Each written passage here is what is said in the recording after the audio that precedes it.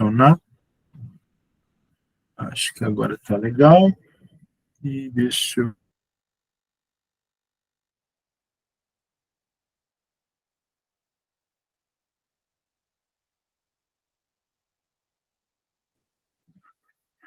Acho que eu caí. Caí, mas voltei. Foi isso, né? Baguncei um pouquinho, mas está gravando. Então, vamos lá. E apertei o botão errado. Muito bem, vamos lá, então. Deixa eu ver vocês, e deixa eu compartilhar aqui minha tela com vocês. Ok. Aí me avisem quando vocês estiverem vendo, tá bom? Já está visível. Show, maravilha. Bom, então, sejam muito bem-vindos ao nosso curso da Bhagavad Gita, do começo ao fim, numa abordagem fácil, né? É uma grande satisfação estar aqui com vocês. Meu nome é Raghavira Dasa, e nesse curso a gente vai abordar a Gita de um jeito que Krishna apresenta, né? Do jeito que as coisas aparecem para a gente.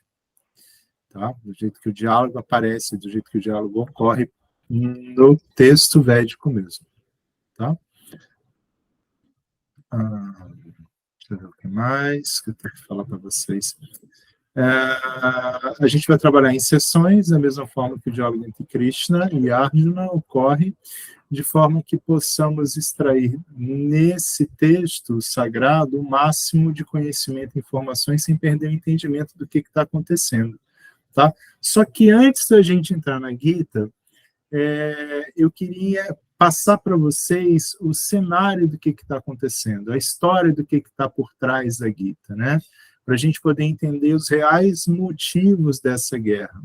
Então, a Gita ela é falada no momento de uma batalha, às vésperas de uma batalha, e uma batalha fratricida, né? Entre famílias, entre uma mesma família, primos que disputavam o poder, tá? E então eu vou entrar um pouquinho primeiro no contexto do Mahabharata, tá? Para a gente poder entender o que está acontecendo. O Mahabharata, não sei se vocês conhecem, mas é o maior poema épico já escrito na história da humanidade. Ele é enorme, né, literalmente. Ele é bem grande, acho que são 18 cantos do Mahabharata, ele é bem extenso, é maior do que o Srimad Bhagavatam, e a gente vai pegar um pouquinho dessa história para a gente poder entender. O Mahabharata, Maha significa grande, Bharata é o rei, né? O grande Bharata, né? Conta a história da família real do rei Bharata. Tá? A Índia até pouco tempo atrás ainda era conhecida, pouco tempo, questão de alguns milênios, né? Ainda era conhecida como o Reino de Bharata, só para vocês terem ideia. Então, a gente vai começar com esse primeiro pedaço da Gita, que é o capítulo 1 ao capítulo 6, com a introdução e foco em Karma Yoga. A gente vai explicar o que é isso, mas primeiro vamos ter essa visão maior, tá? E nesse primeiro bloco que eu separei, vão ser 6 capítulos, a gente não vai ver todos uma vez, mas a gente vai chegando aos pouquinhos neles, tá bom? Então, para a gente desligar um pouquinho, para a gente poder se desligar um pouquinho das nossas atividades que aconteceram durante o dia, eu queria que vocês respirassem profundamente, pelo nariz, bem profundamente mesmo, expirassem suavemente, relaxassem, relaxa o ombro, inspira de novo, expira outra vez.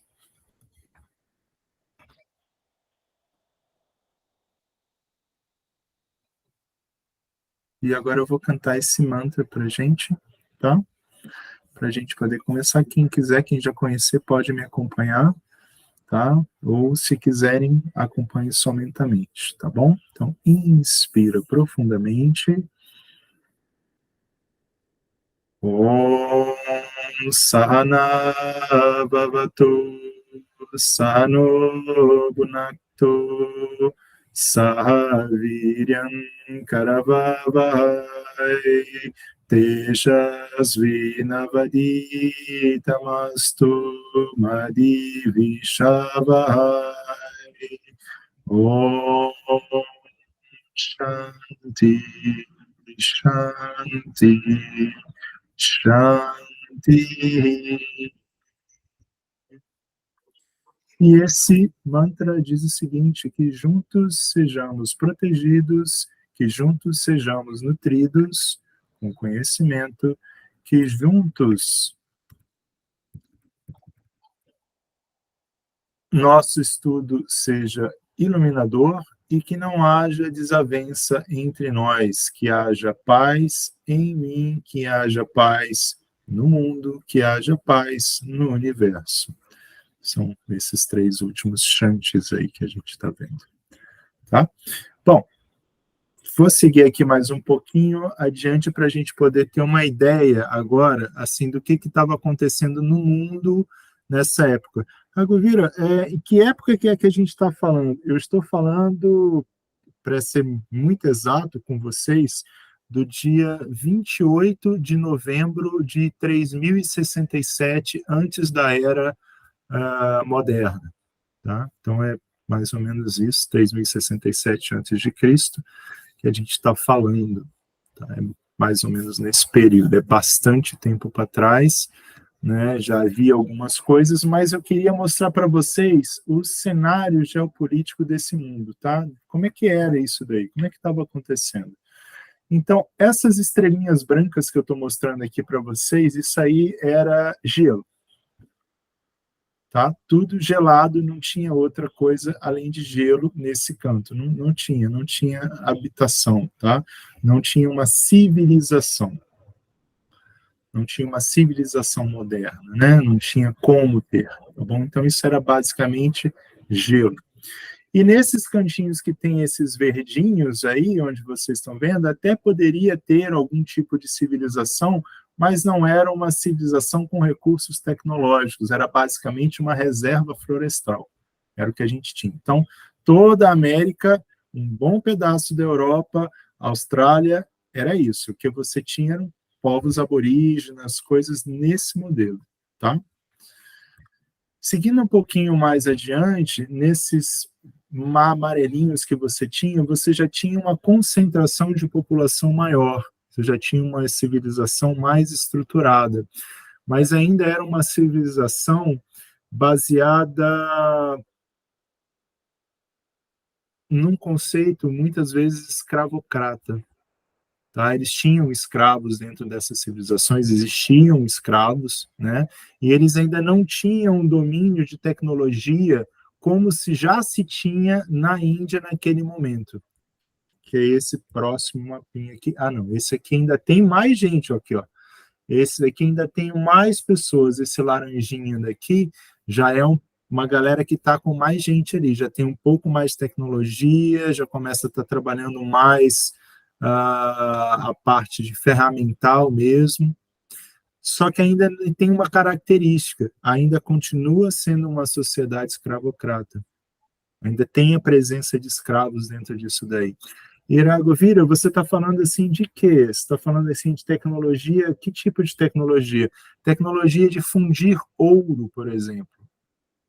Tá? Assim, eu estou afirmando para vocês que há 3067 anos antes de Cristo, a gente já tinha uma sociedade que já trabalhava com ouro, já escrevia, tinha cidades com palácios magníficos, gigantescos, ruas totalmente preparadas para você poder estar andando nas ruas, uma estrutura de comércio gigante, realmente uma outra realidade do mundo. Mas por que isso não está dentro dos nossos livros de história ocidental? Bom, aí é uma outra seara, uma outra discussão que a gente pode depois estar conversando, tá? Mas o que você tinha nesse pedacinho ali da Índia, que é esses que eu marquei de vermelho, que era o reino do Bharata, tem um pouquinho dos laranja também, mas basicamente esse daí já era uma sociedade altamente civilizada, sem escravos, com uma cultura altamente avançada, domínio de fundição de ouro, e a gente tem peças, né, foram descobertas recentemente peças onde você tem lá entalhes em ouro, uma peça fundida de ouro mesmo, assim, ouro inteiro. Então é algo que naquela época não tinha, né? No resto do mundo não tinha. Então eu estou falando, já trabalhavam com quadrigas, com espadas, arco e flecha, canto de mantras. Então assim já era todo um cenário completamente diferente do resto do mundo. Totalmente diferente. Já era uma coisa completamente diferente. Né? E nesse contexto, nesse localzinho daí, é que aconteceu essa batalha da Gita. Mas essa batalha da Gita aconteceu por conta de quê? Então, vamos dar uma olhadinha aqui na árvore genealógica aqui da nossa tropa, né? O que é que estava acontecendo? Bom, essa daqui é a árvore que a gente tem, a família dos Kurus, na dinastia dentro do Mahabharata, tá?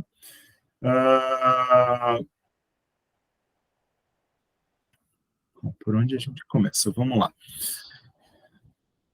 Eu vou tentar pegar o mais rápido possível para a gente poder passar para essa parte, tá? Mas aqui realmente tem muito detalhe interessante da gente estar entendendo o que está acontecendo. Então, lá naquela visão que a gente viu, daquele mundo que havia, na parte mais civilizada dentro daquele mundo, e na parte mais populosa do mundo, que é a parte mais populosa do mundo até hoje, né? Houve uma dinastia, da dinastia do Bharata, do grande Bharata, o Mahabharata, e a partir dessa dinastia do Mahabharata é que a gente teve essa batalha de Kurukshetra, por isso que ela aconteceu. Então, vamos lá, por que isso daí aconteceu? Vamos entender, então, dentro das famílias, o que estava acontecendo. Eu vou começar ali de Shantanu, esse primeiro carinha daqui de cima que está aparecendo aqui, à sua esquerda, não acredito. Na tela esquerda. Tá? Ele se casa com a primeira esposa dele, que é a deusa Ganga, tá? Ele se casa com ela, e com ela ele tem Bhishma. Bhishma vai ser uma pessoa interessante para a gente ver, tem a foto dele, depois eu mostro para vocês, mas a gente tem a fotinha de Bhishma aqui do Facebook, e ele se casa também com Satyavati, que é a segunda esposa dele. Ganga, como ela é uma deusa, ela simplesmente vai embora e larga ele de lado, e ele fica casado com Satyavati, que é essa segunda esposa dele. E com Satyavati, ele tem mais 2 filhos, Chitrangada e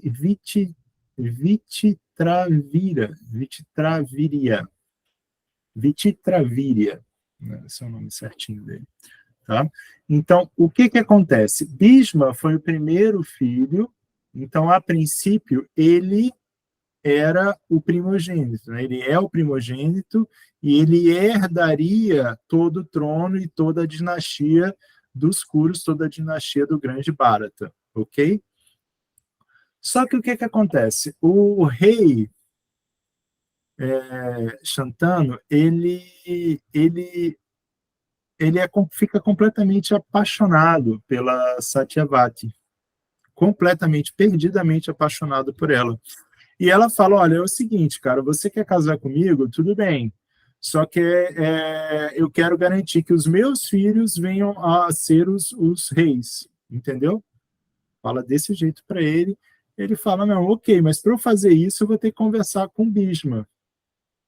E ele vai lá e conversa com o Bhishma. Bhishma se compadece do pai e fala, ok, pai, fica tranquilo que eu vou fazer um voto. E por isso que se chama-se o voto terrível de Bhishma, né? Ele faz o voto de celibatário. E Bhishma é assim, tipo padrão super-homem, saca? Aquele cara assim, super fortão mesmo, galã, sabe? é filho de um celestial, né? Nem DNA humano é filho de um celestial, né? Filho de uma celestial.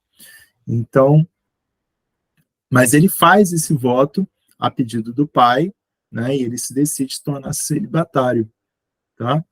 Então, ele toma esse voto de celibato porque seu pai realmente morria de desejo por Satyavati e ele cede a essa pressão de Satyavati, tá? Aí a gente tem esses dois filhos daqui, né? O Chitrangada, que ele morre na batalha, tem uma batalha no reino e ele acaba morrendo, e aí assume, né, o terceiro filho, que é Vichitravirya. Então, ele vai para a batalha, só que ele vai para a batalha já com receio de que ia morrer. Olha isso. Ele já vai para a batalha com receio de que ia morrer e engravida suas duas esposas, né? Tem uma relação com as duas esposas, que é Ambika e Ambalika. A leitura está um pouquinho ruim. Ambalika. Então, ele tem filhos com elas, e aí o que vai acontecer? A gente tem dois filhos diretos aqui, ó. Se você seguir essa linhazinha amarela, você tem o primeiro filho, que é Dhritarashtra, que é o filho mais velho, mas ele nasceu cego. É complicado, ok? E ele tem também o outro filho, aqui do ladinho, ó.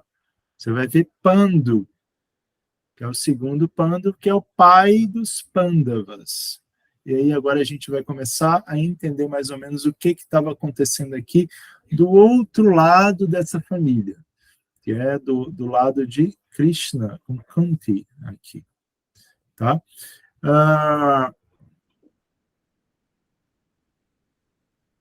Vasudeva, que é esse cara que está aqui em cima, cadê Vasudeva? Vasudeva, está aqui. Esse carinha daqui, ele é irmão de Kunti, tá? E ele vai ser o pai, vai se tornar o pai de Krishna, tá? E Kunti, né, a tia de Krishna, vai ter os filhos Pandavas. Então há exatamente essa relação de primos aqui, né? Krishna é primo de Arjuna e Duryodhana, que é o filho de Dhritarashtra, que é esse carinha daqui, que é o malvadão da nossa história, ele vai ser primo também de Arjuna. Então, por isso que a gente fala que é uma guerra fratricida, porque realmente são famílias, né? Tudo família, tá? Bom, e daí, Raghuveera? Seguinte, Dhritarashtra, ele foi primogênito? Foi. Só que ele era cego, tá? E por isso ele não podia herdar o trono, não tinha como. Ele era tanto cego fisicamente, como espiritualmente, como moralmente, e a sua cegueira o desqualifica para ser o herdeiro. E por isso Pando torna-se o príncipe herdeiro, tá? O Pando também é descrito como alguém sobre-humano, tá? Extremamente forte, super guerreiro, né? Tem todo um lance celestial aí em cima disso. A gente vai ver isso daqui a pouquinho. Eu vou explicar o porquê que esses caras tão poderosos, filhos de deuses, né? Filhos de semideuses, os deuses dos elementos materiais surgiram aqui para gente. Eu vou explicar isso daí também para gente, tá? Mas, por enquanto, o que acontece? Acontece que Dhritarashtra não pode assumir o trono e Pando assume a linhagem do trono, tá? A gente tem que ver que Shantanu, que era o rei principal, teve esses 3 filhos, Bhishma e mais 2. Esses 2 aqui morreram, então sobrou Bhishma, e os netos deles, né, que é Dhritarashtra e Pando, os filhos desse Vichitravirya, tá bom? Bom, vamos falar um pouquinho aqui de Pando. Pando tem com a rainha Kunti, que a rainha Kunti está aqui, que é a irmã de Vasudeva. Pando tem 3 filhos, Yudhishthira, Bhima e Arjuna. E com Madri, que é sua outra esposa, ele tem mais 2 filhos, Nakula e Sahadeva. Tá? E aí a gente tem os 5 Pandavas. Tá? Então, como Pandu é o herdeiro, a ordem natural seria Yudhishthira assumir essa linhagem real. Então, está delineado aí como é que seria o caminhar do trono, né? Como é que seria o caminhar dos herdeiros do trono, tá? Dhritarashtra tem 99 filhos e uma filha, e o primogênito Duryodhana, e a gente vai explicar por que eles também teve essa quantidade absurda de filhos. Vou explicar para vocês, foi feito um lance bem interessante aí. Tá? Mas antes disso, vamos explicar mais ou menos o que está acontecendo. Toda essa vinda de Krishna para cá, deixa eu só fechar o microfone aqui, tem alguém com o microfone aberto. Ok, parece que parou. Não, gente, eu vou pedir para vocês, por favor, fecharem o microfone. Ok, acho que foi. Acho que agora está tudo ok. Vamos lá. Toda essa vinda de Krishna, ela tem um propósito. Realmente é uma lila, é um passatempo da Suprema Personalidade de Deus? Sim, mas ela tem um propósito, que esse propósito é explicado no Mahabharata.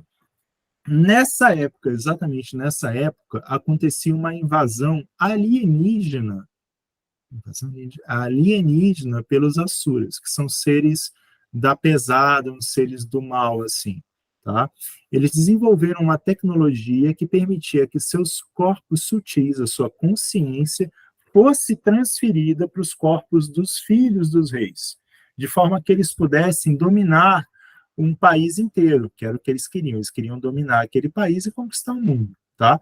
Então, eles iniciaram este processo, e quando eles iniciaram esse processo, Mãe Bhumi, a Mãe Terra, ela sentiu a presença desses seres que não pertenciam a este planeta.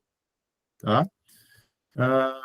E ela pede ajuda aos Suras, que são os celestiais. Então, a gente tem os Asuras, A é negativo de não, Sura celestial. Então, não celestial e celestiais. Tá?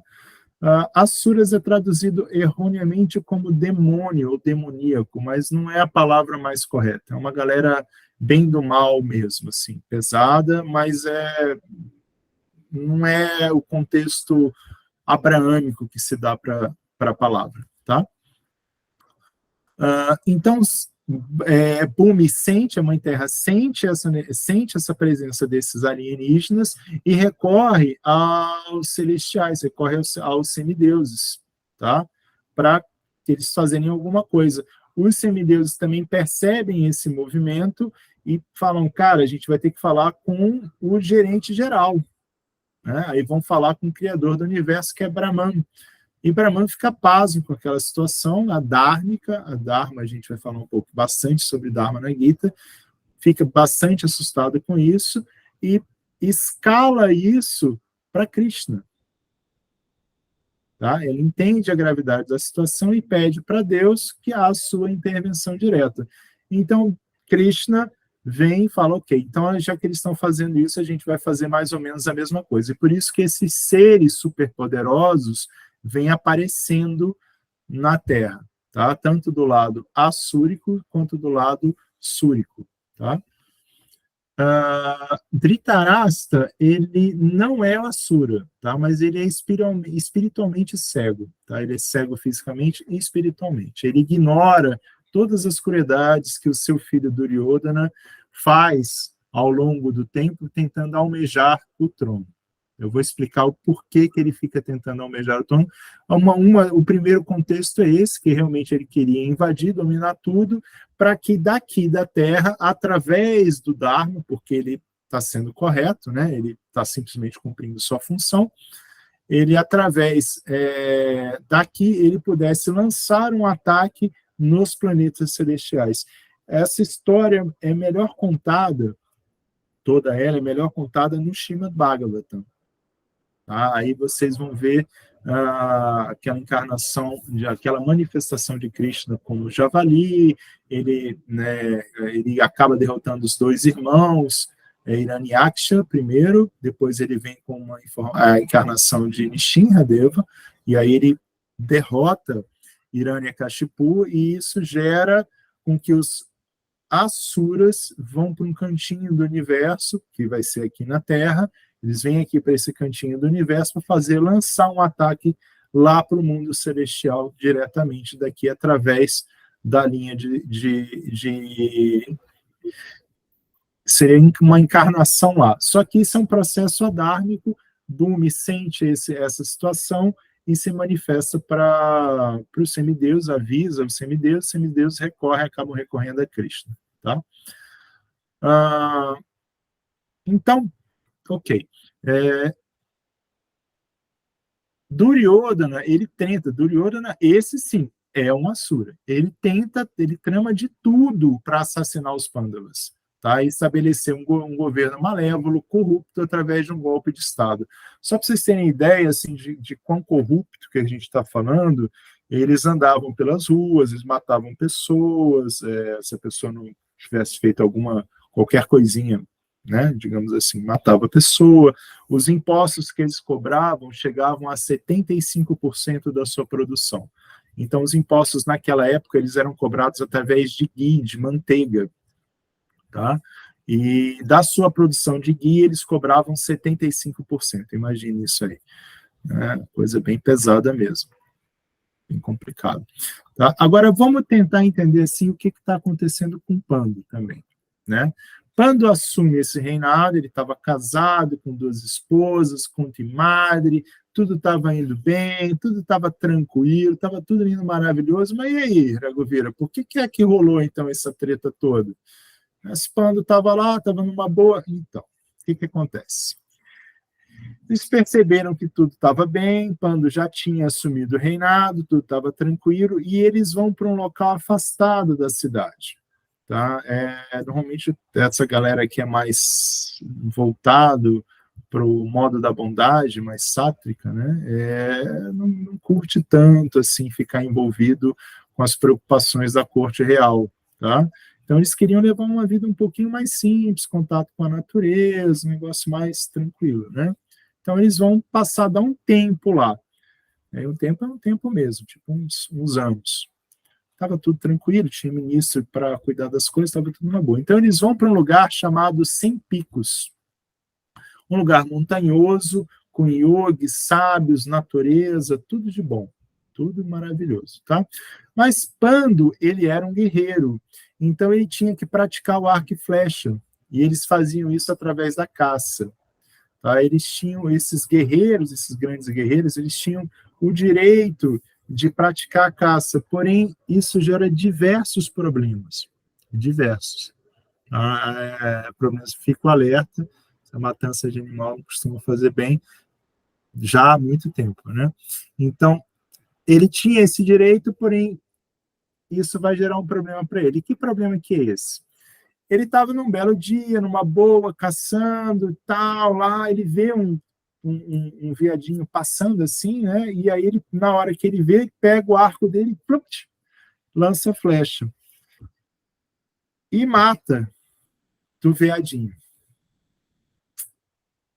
né? E isso gera um problema enorme, porque na verdade não era um veadinho, era um casal de veadinhos, né? Um casal de cervos. Que na verdade não eram animais, eles eram 2 brahmanas yogis. Raghuveera, como é que é isso? Eles se transmutaram? Eles se transmutaram. É descrito no Yoga Sutra de Patanjali, em outros textos, assim, que era comum naquela época eles terem esse poder brahmínico de se transmutar. E eles se transmutaram pelo seguinte, eles já estavam há muito tempo, eles eram ascetas, né? Então, assim, era meditação plena, completa, assim, sabe? Foco só na meditação durante 18 horas por dia, tá? Comendo uma folhinha que caiu, o que eu vou comer? A folhinha que caiu da árvore aqui, então essa folhinha eu como, caiu no meu colo, então tudo bem, eu vou comer. Então é esse tipo de yoga, aquele yoga né, aquele yogi, aquela yogini bem clássico mesmo, né, que é descrito, vai para os Himalaias e fica lá, então é bem esse padrão daí. E eles tinham esse poder sobre-humano de se transformar em outros seres, em outras criaturas, tá? Isso também é descrito no Bhagavatam, tá? E eles resolvem mudar a forma física porque eles eram um casal, tá? Esse chama-se Kamarupa, esse poder. Kama é forma, Rupa, né? Rupa é forma, Kama é desejo. Você deseja uma determinada forma e eles se transformam nessa forma. E o que acontecia? Eles já tinham passado um longo tempo fazendo austeridades, mas assim, muito, muito tempo mesmo, desenvolvendo esses poderes iógicos, esses poderes místicos, né? Então, eles não tinham mais interesse sexual um pelo outro, não tinha nem atração, não rolava. Imagina, muita austeridade, só comendo a folhinha, bebendo um pouquinho de água que caía na mão, sabe? É realmente muito austero. Então, eles não tinham mais esse interesse sexual. Só que era esperado deles, né, naquele momento, que eles tivessem um filho ou uma filha, né? Então, eles resolvem falar, não, a gente não está conseguindo como ser humano, vamos nos transformar em outro ser, né? Vamos transformar num casal de servos, para que a gente possa estar copulando, para que a gente possa estar gerando esse filho. E nesse momento que eles estavam fazendo isso, né, Pando vai lá e mata o Brahmana. E a esposa do Brahmana ficou iradíssima com Pando. Ficou assim, transtornada com a situação e amaldiçoa Pando. E lança uma maldição terrível. Eles podiam, os yogis naquela época, né, com seus poderes, eles podiam tanto lançar maldições quanto bênçãos. E ela lança essa maldição terrível em Pando, falando, olha, se você fizer sexo, você morre.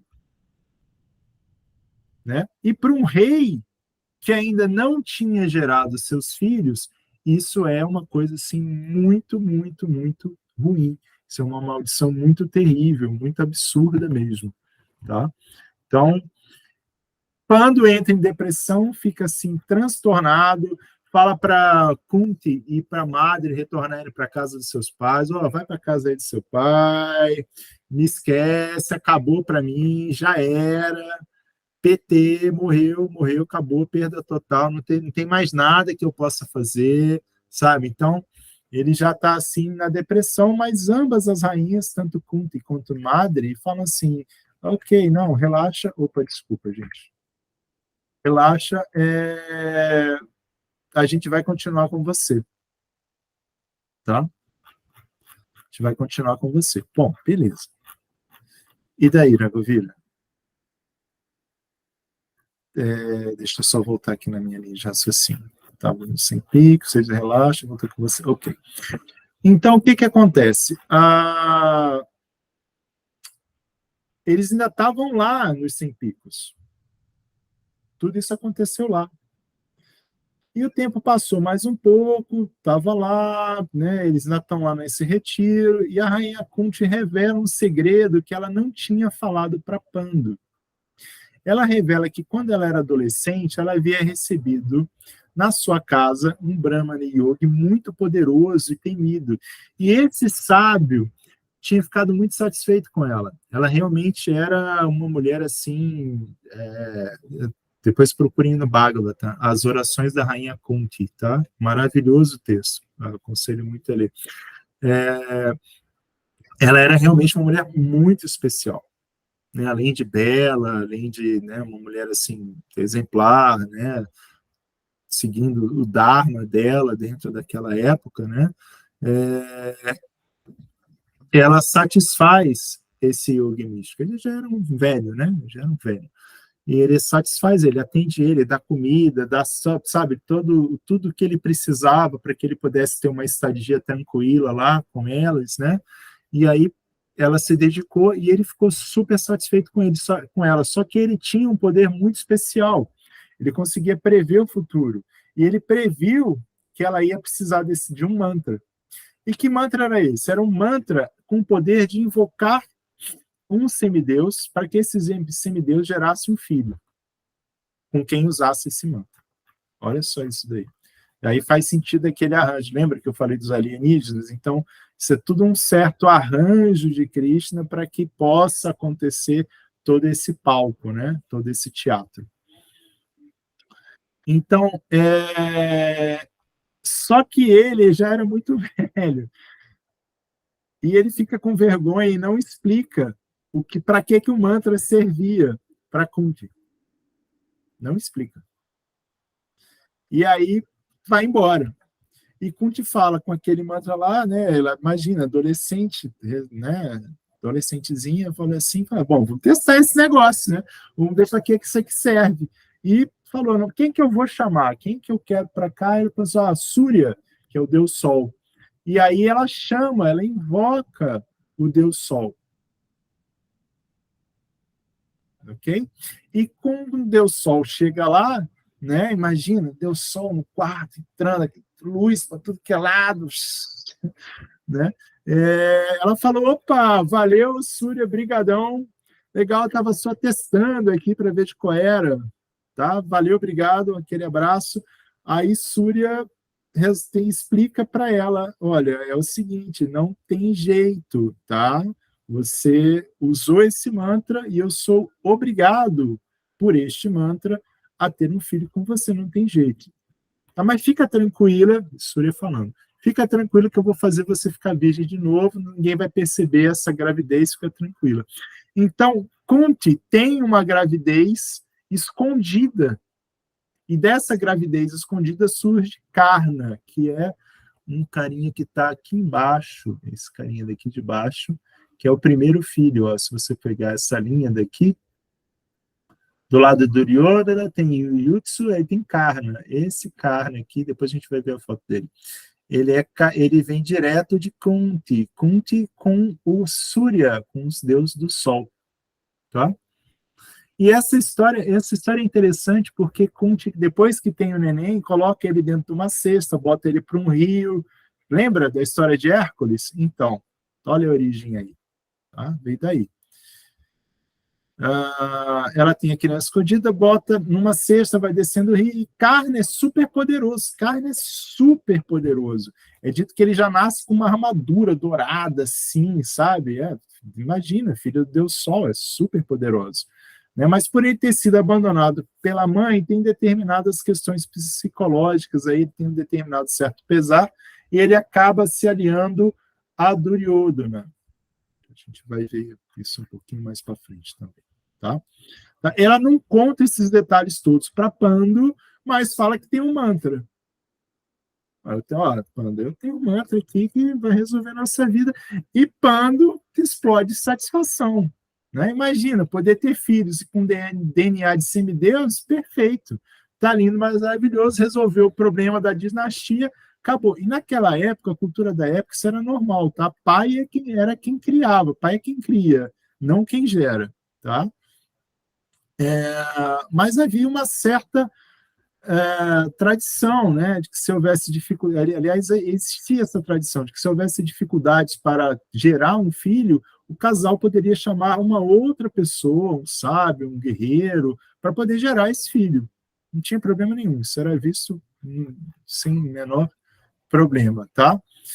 E com esse mantra, o casal Pandu e Kunti decidem invocar um semideus para gerar o filho.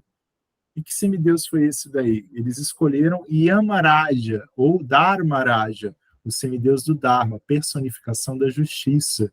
Aquele que, quando você morre, ele pesa na balança o seu caráter. Né?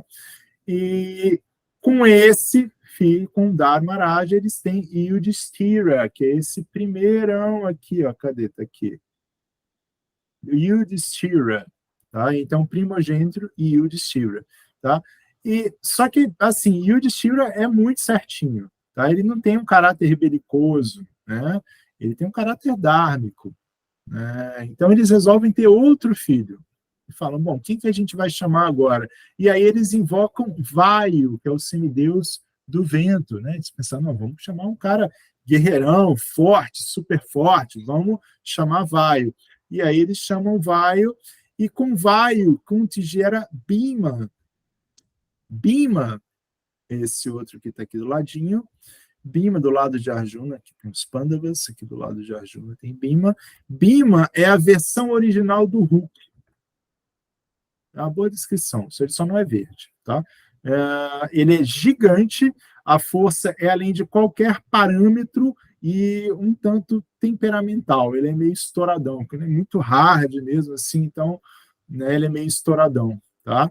E aí passa-se um tempo, depois disso, eles falam, poxa, peraí, vamos convidar um outro semideus, porque a gente primeiro escolheu um, o cara era muito certinho, muito kármica, assim, não é um cara muito belicoso, não dá para guerrear, né? Talvez não seja um rei tão bacana, ele vai precisar de ajuda.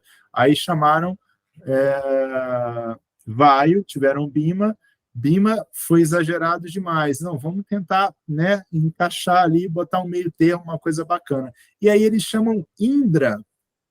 Indra é o deus do sol. Pô, desculpa, é o deus dos raios, semideus da chuva, o rei dos celestiais. Na cultura que a gente tem, seria Thor, por exemplo, tá? Thor, Zeus, é a mesma figura, tá? É a mesma figura. Então, com Indra, com que tem Arjuna. E aí, pronto, ok, agora tem equilíbrio completo, né? Super correto, né? Todo certinho dentro do Dark, mas um super guerreiro, né? Então, ficou bacana. E aí, empolgadaço, o Pando fala assim, não, Kunti, vamos ter mais um. Vamos ter mais umzinho aqui, né? E aí isso é interessante, porque chega a ser registrado, né, nas escrituras, que ele fala, não, eu sou seu esposo, você tem que me obedecer. E Kunti dá um chega para lá, isso também está registrado. Kunti dá um chega para lá em Pando, aí para os machistas de plantão, né, já há muito tempo esse papo não cola, sabe? Kunti dá um chega para lá e fala, ó, quem manda aqui sou eu, você não manda coisa nenhuma, fica sossegado aí, a coisa não é bagunçada, tá? Quem decide quantos filhos vão ter sou eu e acabou. E parou aí, né? Agora, vocês lembram que eu falei de Madre para vocês, que era a segunda esposa de Pando? Então, Pando tem essa segunda esposa e ela também estava desejosa de ter filhos. E ela convence Kunti a ensinar o mantra para ela. E Kunti fala assim, ó, beleza. Tinha uma questão de rivalidade entre as duas ali, sempre tem, entre essas rainhas, né, essas esposas, assim, ela fala, ó, só um mantra, só pode usar uma vez e acabou. E aí ela fica pensando quem é que a gente vai invocar, né? Ela se lembra, assim, do tempo da escola dela e fala, vou invocar os semideus que representam a medicina, cura, regeneração, que na verdade são gêmeos, são os Ashwins, tá? E assim, Madre tem 2 filhos, Nakula e Saradeva. Tá? E de Nakula e Saradeva, todos eles são... Arjuna é descrito como super guerreiros, tudo certinho, né? E Nakula e Saradeva, a descrição que se tem é que eles eram lindos, lindos assim de parar o trânsito, sabe? Você passa, não tinha como não olhar, assim, era beleza estonteante mesmo, tá? Então, isso foi o ciclo aqui dos Pândavas. Então, os Pândavas, os 5 Pândavas, os 5 irmãos, surgiram dessa forma. Tá, mas e aquele papo lá de Dhritarashtra, que tem 99 filhos? Lembra? Então, acontece que ele também estava tendo dificuldade para ter filhos e ele pede ajuda a um sábio, tá? A um yogi sábio que faz uma espécie de IVF, tipo uma fertilização in vitro mesmo, sabe? Usando potes especiais, poderes especiais, tem todo um trabalho genético que é feito, isso também é descrito no Mahabharata, e aí ele tem esses 99 filhos, tá? E aqui vale lembrar que todos esses aqui que eu estou descrevendo para vocês não eram almas comuns, tá? Tratava-se de uma invasão alienígena assúrica, então esses 99 asuras, que é aquela galera barra pesada, né, do mal, vem aqui para esse lado de Dhritarashtra, são filhos de Dhritarashtra, ficam ao lado de Duryodhana, que era o super malvadão, vou falar um pouquinho mais dele, e os Pandavas, que eram os celestiais, que estavam vindo para cá para tentar proteger o planeta Terra, para impedir que essa invasão aos planetas celestiais a partir da base da Terra acontecesse, tá? Agora, é interessante a gente mencionar que Duryodhana, quando nasce, naquela época todo mundo fazia mapa astral, tá? Então, nasceu, faz mapa astral, é padrão, ainda mais de um kshatriya, de um rei, de um guerreiro, né?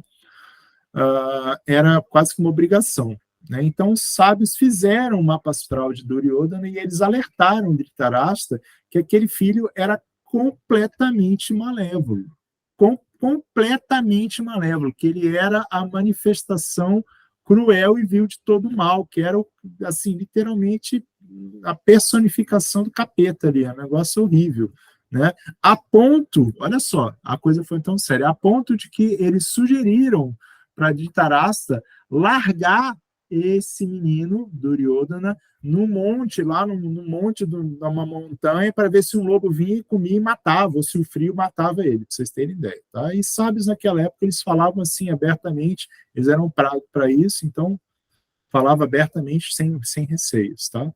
Mas Duryodhana se compadece e fala, não vou fazer isso com meu filho, vou ficar com ele.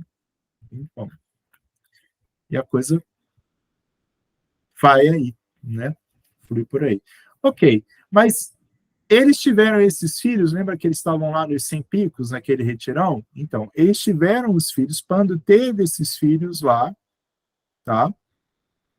Dhritarashtra já tinha tido os filhos dele, já tinha feito esse processo, Pando teve os 5 filhos dele lá. Só que aí tudo estava correndo bem, eles ainda estavam lá, estavam numa boa, né? E aí aquela força daquela maldição da Yogini não deixa que Pando escape.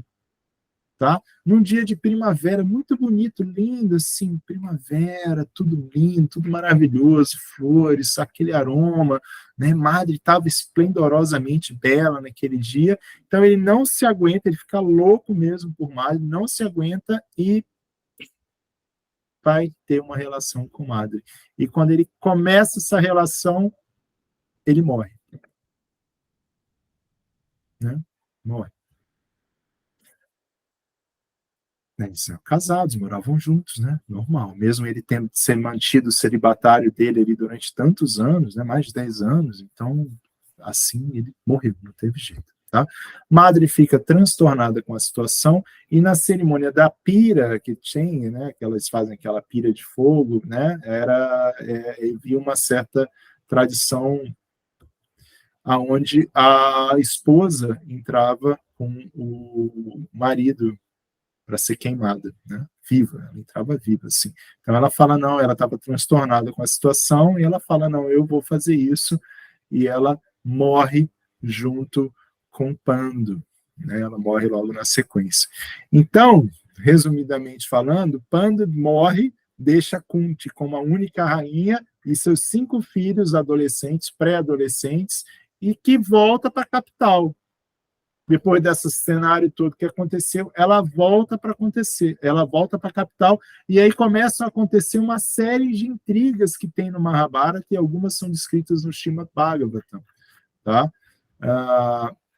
Duryodhana, enquanto eles estão lá, ele já tinha meio que assumido o trono, já fica de olho no poder e já começa a fazer de tudo para matar os Pandavas. E assim, foram décadas, né, com os Pandavas tentando negociar, fugindo das armadilhas sinistras de Duryodhana, armadilhas sinistras assim, do tipo, bota eles numa casa pintada de lata e taca fogo, né? Tem isso no Bhagavatam também.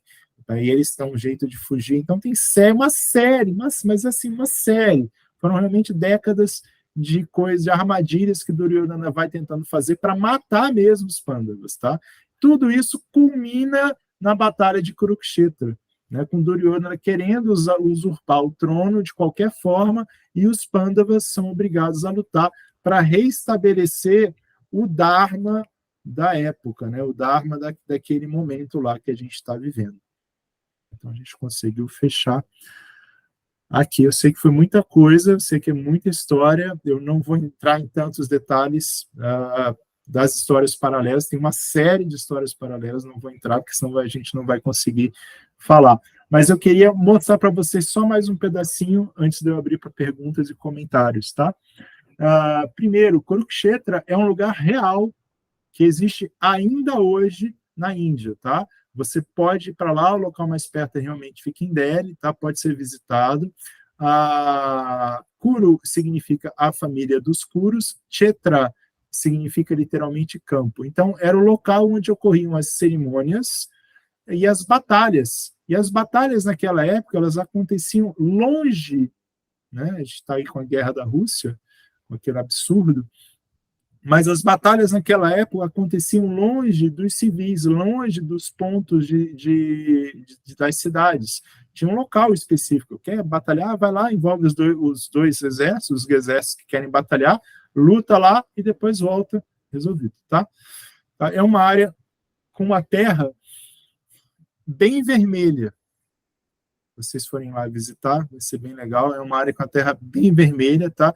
E contam na história que a batalha foi tão sangrenta, ela... Tem um errinho aqui de português, depois eu passo para revisão. Ela foi tão sangrenta, né, que foi tanta gente morta que o terreno ficou vermelho por conta do sangue lá do pessoal. Ok? Então, esse é o cenário geopolítico, cósmico que estava rolando antes dessa batalha de Kurukshetra. Tá?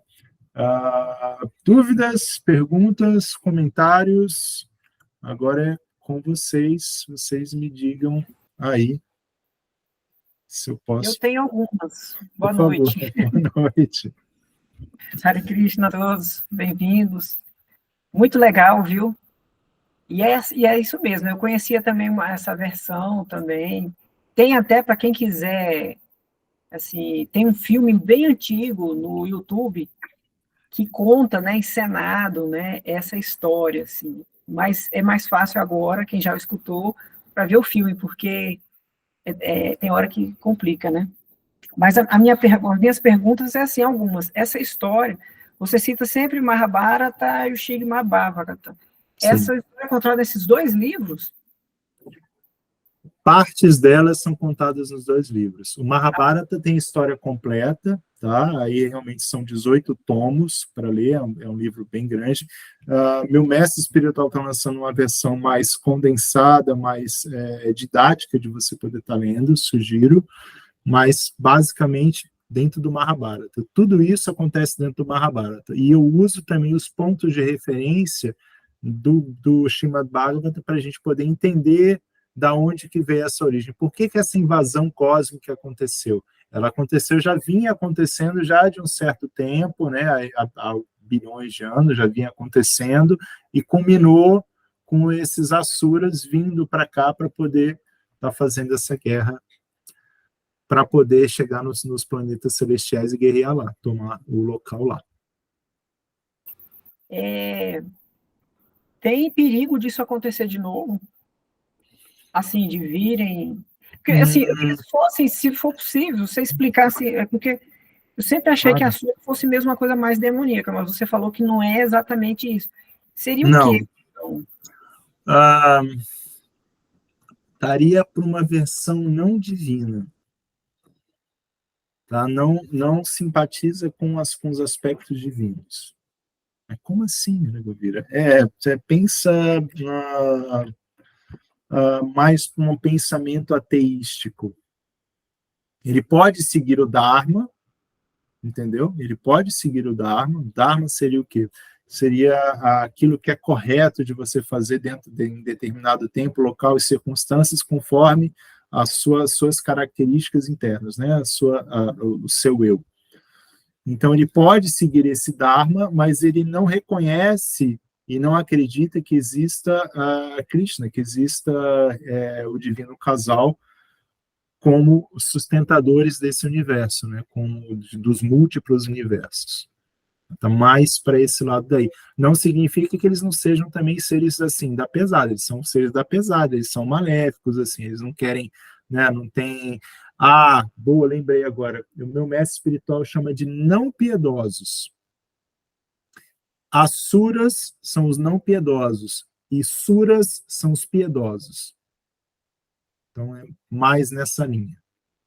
Tá? Mas como eles têm poderes, né, como eles têm toda essa questão de poderes, então Prabhupada traduz isso como demoníacos.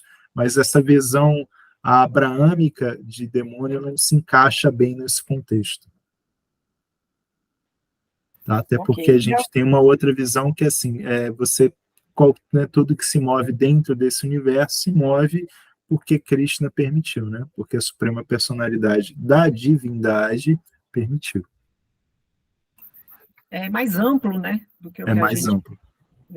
E a última pergunta, esse lugar, ele é considerado o quê? É sagrado? Tem visitas? Assim? Dharma Kshetra? É Kurukshetra. Kurukshetra, ele é Dharma Kshetra também, ele chama-se Kurukshetra Dharma Kshetra.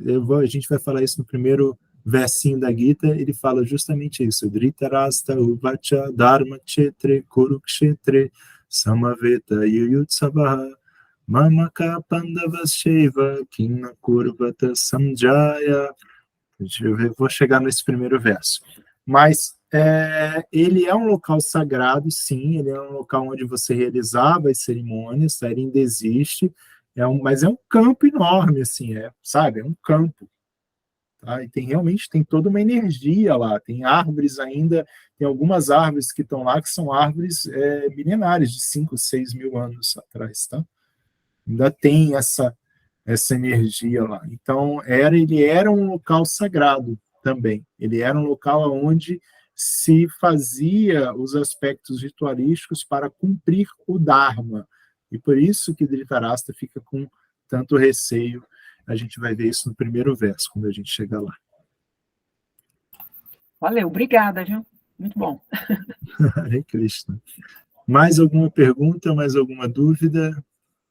Comentários. Isso aqui, gente, foi só a introduçãozinha, tá?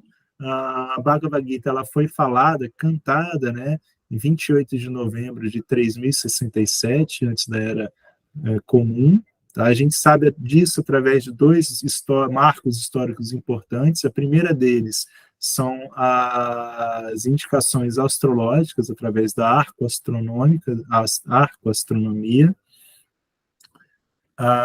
Eve, pode perguntar, querida. Isso, eu não queria te interromper, era só um comentário mesmo, que achei um babado forte saber que Krishna é primo de Arjuna, gente, esse tempo todo. Não sabia, que moral, né? Tipo, Vitor é meu primo, dá licença. A melhor coisa possível, né? Achei um babado, não sabia. Mas é exatamente isso, é por isso que eles desenvolvem essa relação tão íntima. O que acontece? Tanto Duryodhana quanto Arjuna, na hora que está acontecendo a batalha, né, quando eles já tentaram, não conseguiam mais negociar nada, já não tinha mais jeito, eles correm para Krishna, correm para Dwaraka, que é uma cidade que foi afundou, né, o oceano afundou ela, tem os vestígios dela ainda lá na Índia, tem um local, eles correm para Dwaraka para ver o que está acontecendo. E aí Krishna fala assim, olha, eu não vou lutar, mas vocês podem me escolher, eu posso ficar com vocês, com um de vocês, e o outro fica com o meu exército inteiro. E Duryodhana escolhe o exército, e Arjuna, por conta dessa relação, até de serem primos mesmo, essa relação muito íntima, ele escolhe ficar com Krishna. E aí tem todo o seu diferencial. Anne, pode perguntar, querida.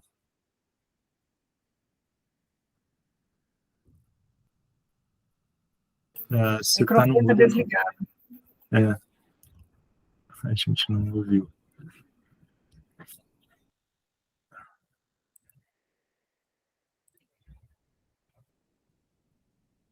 Vai. Ligou? Ligou, agora ligou. Tá. Eu fiquei curiosa em relação à Rainha Kunti, né? Porque ela era considerada uma super devota e ela amava os 5 filhos. E qual que é a simbologia do abandono do primeiro filho que ela teve? Se é que tem uma simbologia, né? Então, não chega a ter bem uma simbologia, não. O aspecto é que, assim, ela tem que abandonar o primeiro filho. Ela não tem outro caminho. Tá? O que acontece? Ela era praticamente uma pré-adolescente, uma criancinha mesmo. Pré-adolescentezinha. Imagina, aí vai ter um filho, naquela época isso não era lá, hoje em dia isso também não é lá muito bem visto, né? Naquela época também não. E ela era uma rainha, como é que ela vai ter uma rainha assim, ter um casamento adequado? Como é que ela vai ter um filho com um cara, mesmo que seja o deus do sol, isso não encaixava. E aí o bacana disso daí tudo é o que acontece. Karna, né, esse primeiro filho de Kunti, eu vou te mostrar aqui só um instantinho, tá, Anny? Que tá fazendo aqui tá reverberando. Aí depois qualquer coisa você desmuta de novo. O que acontece? Karna vai ser um grande inimigo de Arjuna. Tipo aqueles épicos aqui, tipo aquela novela mexicana, vou batalhar com você, é eu que vou batalhar. Eles ficam assim numa rivalidade durante todo o treinamento bélico deles, durante toda a adolescência deles, toda a fase da vida inicial juvenil, né, deles. Tudo isso é sempre uma rivalidade, sempre uma briga, tem sempre umas tramóias assim. E Karna vai ser um dos grandes guerreiros, um dos grandes generais do exército de Duryodhana. A gente vê isso também mais um pouquinho ali na frente. Tá bom? Isso deve ter explicado. Se não, pergunte novamente. Aí você tem que desmutar, tá? Se você tiver mais dúvidas, tem que desmutar. Não, satisfeita. Ok. Gratidão.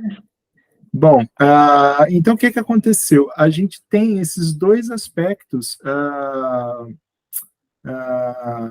dessas evidências. Elas são coletadas no Bhagavata e no Mahabharata, em outras escrituras também, tá? E elas coincidem com os cálculos feitos por um filósofo, matemático e astrônomo que chama-se Aryabhata. Só para vocês terem uma ideia, tem toda uma parte da NASA, tá? Que tem o nome de Aryabhata, foi dado o nome dele para essa parte, tá? Para você ter essa ideia assim, do quão, né, avançado o pensamento do cara era. Ele foi o criador da trigonometria, só para vocês terem ideia, tá? Da ciência matemática na cabeça do sujeito. E ele fez uma série de cálculos através, olha, a Lua estava assim, tal planeta estava assado, estava em tal posição, tal estrela estava em tal posição. Então ele fez toda a trigonometria, fez todos esses cálculos e conseguiu datar isso daí. E esses cálculos que Aryabhata fez foram refeitos pelos nossos cálculos computacionais, foram refeitos pelos computadores modernos e bateu a mesma data. Então, por aí. E a gente tem uma outra indicação que o meu mestre espiritual cita, que é a placa fúnebre. Eu não vou lembrar o nome do rei muçulmano, tá? Mas corrobora com as datações feitas por Aryabhata, que ele fala assim, ó, esse rei morreu aqui nesse dia tal, e isso aconteceu há tantos mil anos depois da batalha de Kurukshetra. Então tem exatamente essa inscrição na placa, né? E aí a partir daí a gente consegue estar chegando nessa ideia da data tão precisa, né? Mais ou menos 3.100 anos atrás. Tá? Bom, e agora a gente, né, agora que a gente viu esse contexto, a gente não tiver mais perguntas, a gente pode, na próxima aula, eu acredito, no próximo papo, a gente pode iniciar o estudo sobre o capítulo 1. E o capítulo 1 é muito interessante porque ele traz uma série de revelações sobre como é que vai se dar esse desfecho dessa batalha, expõe os sentimentos de Arjuna e mostra a relação de amizade profunda entre Arjuna e Krishna. Mas aí eu já vou estar, se a gente for seguir nele, eu vou estar já furando aqui o nosso horário. Tá bom? Mais alguma pergunta, dúvidas, comentários que vocês queiram fazer? Gente, sejam bem-vindos, fiquem à vontade mesmo, tá? Estou aqui para vocês.